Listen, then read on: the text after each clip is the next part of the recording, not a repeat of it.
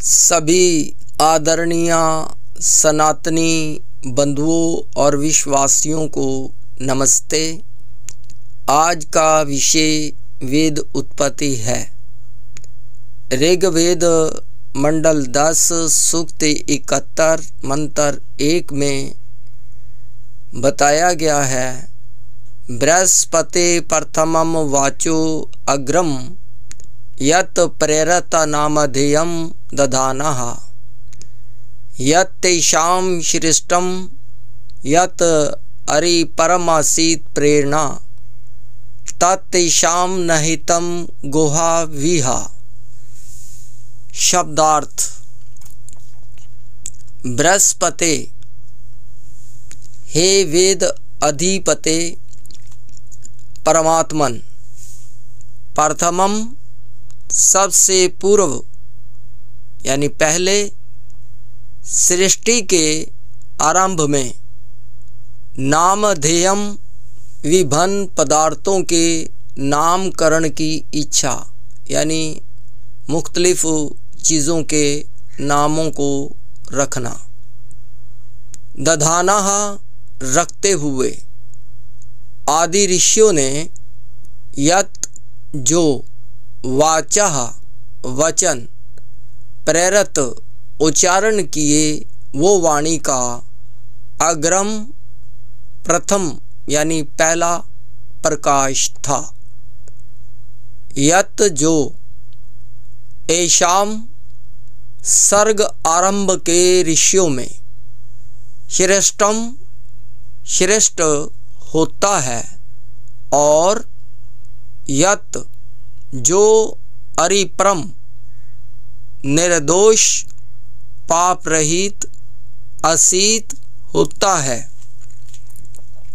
ऐशाम इनके गोहा हृदय गोहा में निहितम रखा हुआ, तत् वो भाग, प्रेरणा तेरी ही प्रेरणा और प्रेम के कारण आविहा प्रकट होता है। भावार्थ: सृष्टि का निर्माण हो गया, मनुष्यों की उत्पत्ति भी हो गई।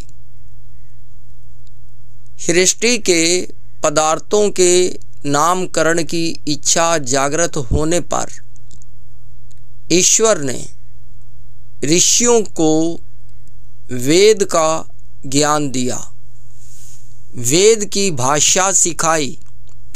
ये वाणी का प्रथम प्रकाश था। वो वाणी 4 ऋषियों को मिली। इन 4 को ही क्यों मिली? क्योंकि वो 4 ही सबसे अधिक श्रेष्ठ और निष्पाप थे, यानी गुनाहों से पाक थे। ईश्वर सर्वव्यापक है। उसने अपनी प्रेरणा और प्राणियों की हित कामना से प्राणियों के साथ प्रेम के कारण वेद ज्ञान दिया।